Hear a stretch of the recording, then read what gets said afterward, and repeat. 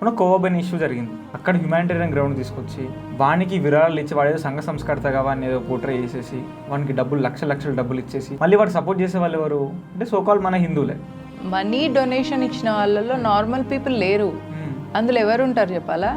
Congress regional party కార్యకర్తలు ఉంటారు. వీళ్ళకు సపోర్ట్గా ముల్లా మిషనరీ మార్క్సిస్ట్ గ్యాంగ్ ఉంటుంది. వాళ్ళకి ఫారెన్ ఫండ్స్ తోని వాళ్ళు ఈ నేరేటివ్ని బిల్డ్ చేస్తారు. వీళ్ళకి డొనేషన్లు ఇచ్చేది వీళ్ళు మాత్రమే. ఇప్పుడు మనం పొలిటికల్గా మైనారిటీ అపీజ్మెంట్ అనే ఒక రోగము ప్రతి రీజనల్ పార్టీకి ఉంది, కాంగ్రెస్ పార్టీకి ఉంది.